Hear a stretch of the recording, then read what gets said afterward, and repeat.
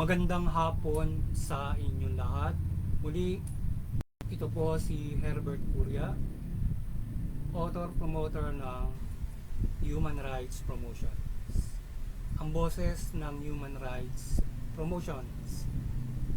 Sa malayang demokrasyang ito, kakibat ang ating pananalig sa ating banal na Panginoon Diyos, banal na Panginoon sa Kristo, at gabayan ng kaliban ng kaniban na Santa Maria, mula sa isyong ating nakalap at pagbabantay sa mabuting pamamahala, patas na hustisya at karapatang pantao. Ay hinggil sa isyu ng PNP sustains training programs to improve COPS response skill. At we support training sa PNP improving response skills. Ang PNP ay patuloy na susustentuhan ang inilulunsad nitong training sa mga investigador at opisyal nito ng kapulisan para sa investigation and operation skills and response nito. So yun. So yung ating PNP ay kanilang patuloy na sinusuportahan itong pagpapaigting ng edukasyon, kakayanan ng ating kapulisan para sa kanilang response skills o investigation din. At ang pagtataas ng antas ng kakayahan ng PNP sa pamamagitan ng seminars, training program ay malaking bagay para sa kakayahan nilang magresponde sa anumang krimen. So yun, yung training seminar na kanilang ginagawa para mapaigting yung kakayanan ng ating kapulisan diyan sa kanilang investigation and response skills. So malaking bagay yan para lalo silang gumaling o maging mahusay sa kanilang pagpapag-maintain ng peace and order o kanilang authority. So isinasama din ang training sa mga investigador at officers ng bomb disposal unit at K9 units down to regional and provincial level. So nagkaroon ng symposium hinggil dito upang itaas ang kakayanan ng mga pulis na assigned dito para sa pagresponde sa ganitong sitwasyon. So may dinagdag sila ngayon regarding doon sa naka-assign sa bomb and disposal units, paligayan ng units na nag-aalaga doon, na yung investigador doon at saka mga opisyal nila ay isinama nila para masustain yung kanilang training. At nagkaroon nga sila ng symposium sa isang lugar dito sa atin para diyan sa bomb disposal and K9 units na training para dun sa kanilang nag-iibayo ng kanilang kamalay na pag-responde diyan. So isinama din ang training sa mga investigador at officer ng bomb disposal units down to regional and provincial level. So yun, nagkaroon ng symposium hinggil dito upang itaas ang kakayanan ng mga pulis na assigned dito para sa pagresponde sa ganitong sitwasyon. So, ngayon, ang Human Rights Promotions ay maring sumusuporta sa mabuting pamamahala, patas na hustisya at karapatang pantao. Sa isyong ito na PNP sustains training programs to improve COPS response skill ay we support training sa PNP improving response skill. So ngayon ang PNP ay patuloy na susustentuhan ang inilulunsad nitong training sa mga investigador at opisyal ng kapulisan para sa ngayon ay ating sinusuportahan ang ating PNP sa kanilang patuloy na pagtataas ng kanilang kakayanan sa pagresponde at imbestiga sa anumang sitwasyon o krimen na nangyayari doon sa kanilang sinasagawang tayo ay ang Human Rights Promotion ay patuloy na sumusuporta, humihikaya sa ating pamahalaan, administrasyon at doon sa mga ating mga sa lipunan Pilipino na suportahan natin itong sinasagawang pag-sustain ng pagsasagawa ng seminar training program ng ating para maging mahusay sila sa kanilang authority o sa kanilang pag-maintain ng peace and order from investigation, response yan. So mahalagang bagay yan kasi yan ay yung pag-respond saka investiga yung dalawang yun ang ilan sa pinaka-critical din ng mga bagay para ma-resolve ang mga krimen aside from syempre yung prevention syempre na na yung usual na mayroong yung ating police visibility, intelligence yan para na-preempt yung krimen. So yung kung andyan na, so yun pag-response, so yun ayan yung at even though kahit mayroon yung sa preemption, syempre kapag na yan nagsasagawa din sila ng mga ganyan mga operation, syempre mag-iimbestiga saka operasyonel syempre. So lalo kung meron nangyari na. So ngayon ay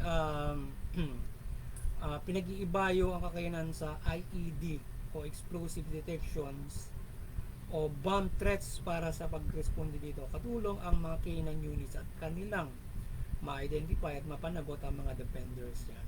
So yun, pinag-ibayo din nila yung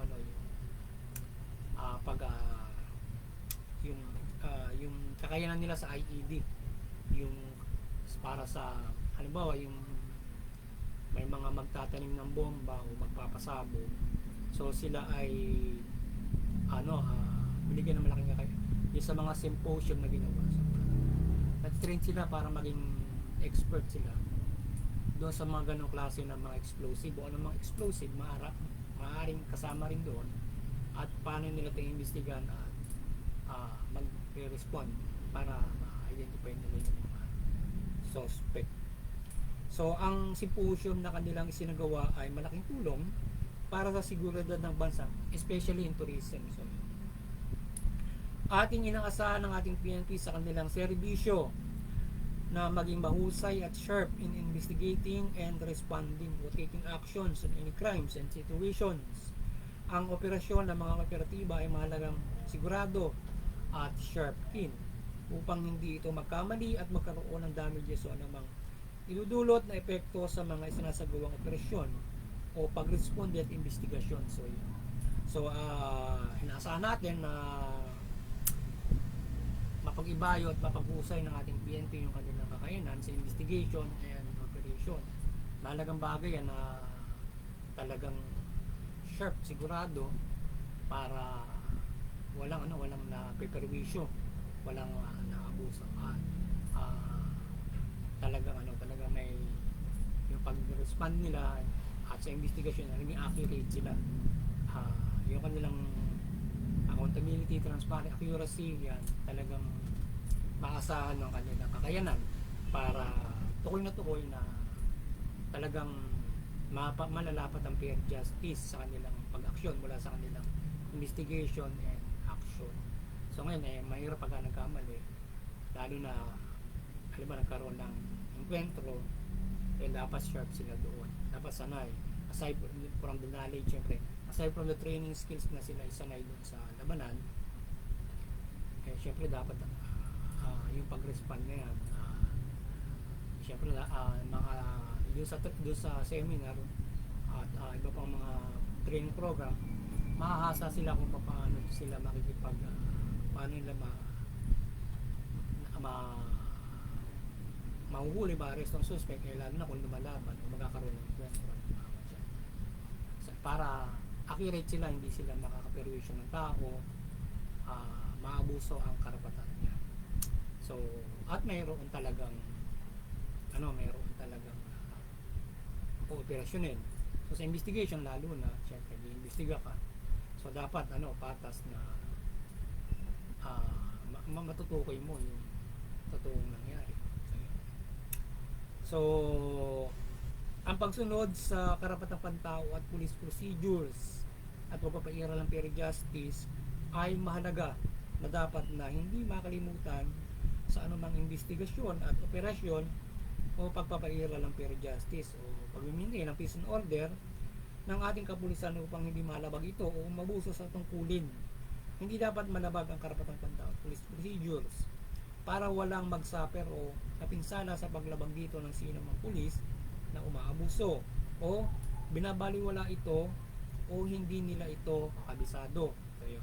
So ang pagbaliwala sa human rights abidance ay nasasayang yung pagod ng ating kapulisan sa pag-operasyon nito o paghuli sa mga suspect dahil sa korte, pagdating sa korte maaaring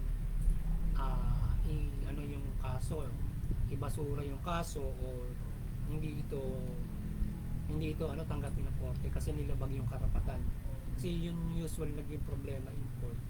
Kapag nag-violate ka ng human rights, may defective yung kaso. Pwedeng set up kasi yun pagka ganon. Or nag-abuse ka ng authority mo. So yun. Kaya dapat nasusunod pa yan, ma-arrest ako, walang warrant of arrest. May defecto agad yun. Pag in-inquest mo na, pag dinala naman sa korte, may problema yung yung kaso. Kasi alam ba, nang arrest ako ng walang warrant of arrest. Kahit pa sabihin mo, nakakuha ka, samsam ka na, saan katutak na Ibig sabihin ay depende dun sa warrant of arrest, aside from act of crimes, di ba? Depende kasi yung pag-arresto na gano'n, halimbawa, na maaaring hindi lumusot sa korte. So kaya at hindi maabuso yung karapatan at lumalapat palagi yung fair justice o yung administrative cases in police procedure. Kaya dapat sana ang ating kapulisan palaging maging magaling ka kung paano re-respond at hindi mo dapat kasama palagi dyan yung human rights abidance o human rights based policing, police procedure. Syempre sinasama sigurado yan doon sa training nila yung human rights abidance police procedure. Kagaya rin ng ating mga pagsuporta sa karapatang pantao bilang human rights promoter or advocates ay tayo ay sumuporta sa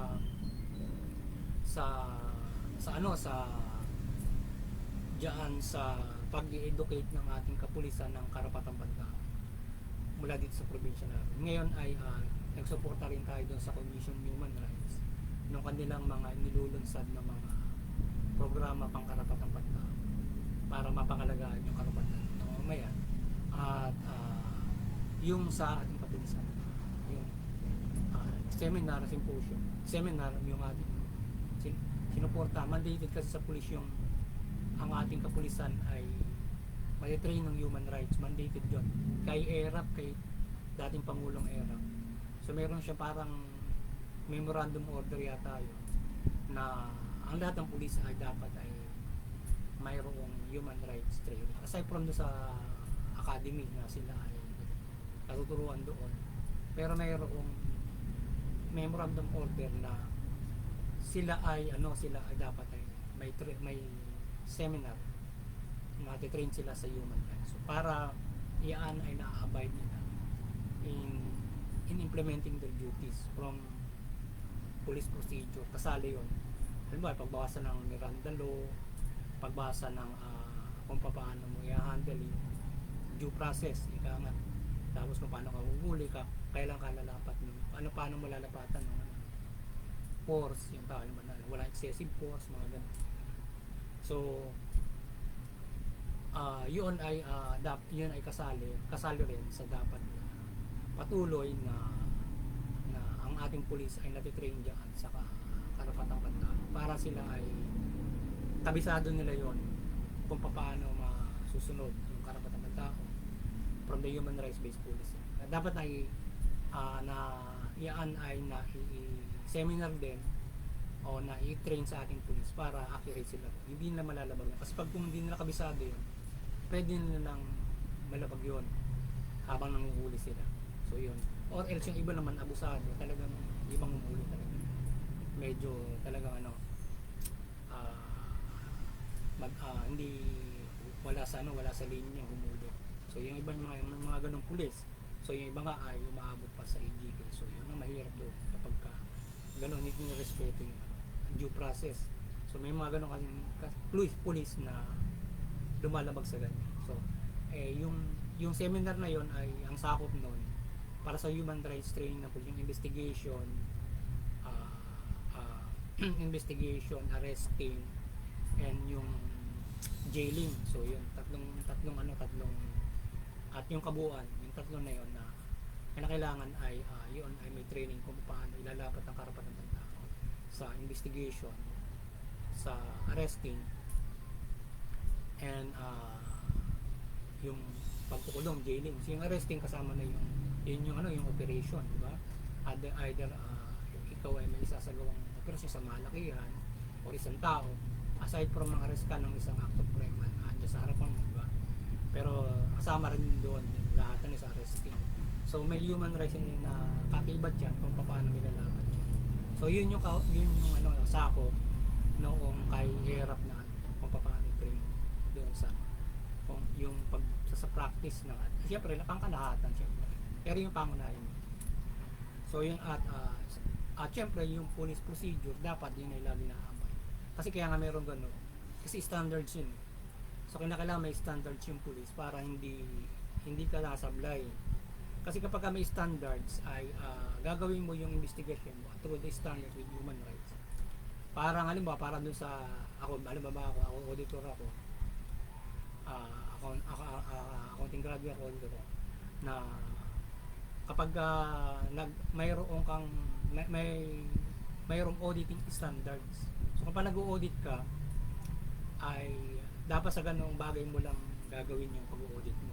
Hanggang ganun yung standard. Ganun din sa police procedure. So hindi ka tamang parehas na imbestigahan mo kung ano man yung anomalya sa auditing standard. Sa police ganun din kung ano man yung krimen. Standard mo may imbestigahan through the police procedure. Kasama na lahat doon. Kung paano huli, mga pag-encuentro, etc. Paano ka lalapat ng court. Diba? Kaya may standards yan, kaya hindi dapat na babaliwalain yun kasi nga para hindi mo maabuso yung tao, hindi ka makaabala, hindi ka makaperwisyo kapag kaya may standards na dapat mo sundin. So hindi dapat yun malalabag as pag nilabag mo yun, maaaring gumawa ka ng krimen or as an administrative case. So kaya dapat sana ating mga kapulisan palaging sundin yung POP at wag magmagaling na palaging yung sinasabing by the book. Kailangan yung kaya nga may standards. Gawin yung pumamara para masundin yung standards in your pag-ibayo mo in abiding the standards. Tapos ay with human rights. So kapag ibayo mo yun, maging magaling ka na dapat yun. Paano mo ilalapat yung huli ng suspect, magpapayaril ka ng peace mo. Kaya dapat sana masulod ng ating kabulian at iwasin yung pang-abuso para naman hindi kawawa yung mga inosente. So even though kahit nga halimbawa kahit na guilty pa, even act of crimes pa nga ay at na-investigahan mo, so hindi mo dapat na abusuhin. So, maliit hanggang malaki. Kaya nga gobyerno tayo, naggawa tayo ng gobyerno to due process para sila ay mapanagot ng makatotohanan. So, dahil nga sa kahit pa sabihin mo through your investigation or act of crime, piprusyon pa rin ng korte na yun ay na inosente. So ngayon ay yung investigation, pwede kang magkamali roon kahit na i-present mo lang sa korte. Pagdating sa korte, mabubusisi mali yung investigasyon mo, diba? Pero sa nakalap mo, maaaring tanggapin ng prosecution yung ebidensyang ibinigay mo, maybe true or not. Mapapatunayan sa korte, pwede maging mali ka, diba? Ngayon yung sa act of crimes naman, nahuli mo act of crimes, siyempre agad dadalhin mo sa korte. So ngayon tatanggapin mo ngayon ay piprusyon pa rin siya ng korte na innocent at patutunayan bakit nangyari at ano nangyari, bakit ganun, diba? So titingnan din yung kung paano ka nag-handle ng situation, diba? Sa korte, tama ba na siya ay papakasuhan mo o hindi, diba? So kaya maging sundin yung due process and police procedure para walang maagrabyado na mga inosente, at kung mayroong guilty, makulong sila, paparusahan ng maayos. Kaya nga mayroong sapat na pagkulong para pagdusahan nila at mabago yung pagkatao nila sa mali nilang nagawa. So dapat ganun yung pagbabago na gagawin. At yan ay isang mahalagang bagay rin para mabigyan din natin sila ng pagkakataon na manampalataya sa Panginoon Diyos sa Panginoon. Sa mahalagang bagay na pagbibigay pagkakataon. Sila yung maaabot sa ganung punto dahil nga sa mayroong mga tao talagang makulit, matigas ang ulo para gumawa ng krimen. Meron naman na bigla nakagagawa ng krimen because of yun na sobrang hindi na control ng sarili. So kinakailangan nila magdusa. So nabibigyan sila ng ganong klase ng ginawa ng Diyos yan para madisiplina yung mga tao para mapagbago sa ganung pagkakamali. Meron kasi yung pagkakamali niya na maaabot yun. Nagiging kinakailangan madisiplina sila ng ating pamahalaan at maging mabuting tao pa rin sila sa kanila pananampalataya. Hindi basta napaparusahan na patayin sila o lalo mabigat o sila ilagay sa death row, magkaroon tayo ng punishment. May dapat hanggang kulong lang at kung minus ka na hanggang habang buhay. At least kahit pa paano pwede sila magbalik loob sa Diyos doon. Ang Diyos pa rin ay pwedeng magpatawa sa kanila. Hindi matindi at pwede pa rin sila magkaroon ng pagong-pagong. So ngayon ay higit sa lahat ay ang ating kapulisan ay magabayan ng ating makatarungan Diyos at Panginoon sa Kristo at pairali ng fair justice at human rights at good governance. Lumalagan pati sila ng Banal na Santa Maria na mapairal yung fair justice, human rights at good governance. Ihikayat natin ang ating kapulisan sa iba yung pagtupad ng kalooban ng ating Panginoon Diyos. Yan, sa nabay ng kaliwanagan ng Panginoon Santa Maria. So, masunod nila yung kalooban ng Panginoon Diyos mula sa Panginoon sa Kristo sa gabay ng Banal na Santa Maria, makapairal sila ng patas na pero pagpapairal at maintain ng peace and order. So, muli ay maliwanagan ng ating Banal na Santa Maria ng Sambayan ng Pilipino mula pamahalaan at mga ng Pilipino at yung pamahalaan mamahala ng mabuti, matuwid, tugunin yung karapatan ng tao, patas ng hustisya at iwasan yung pang-aabuso, katiwalian, korupsyon, pang-atik na pamamahala. At yung mga may naman ay iwasan yung paglaban sa pamahalaan, paglabag sa batas at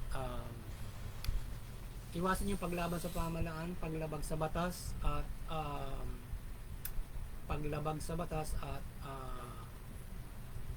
bagpos ay suportahan yung pagpapairal ng karapatang pantao, patas ng sisyo, mabuting buong sa kayo makikinabang tayong lahat. Mamumuhay tayo ng mapayapa, maglad, ayon sa karapatan, tigit sa life.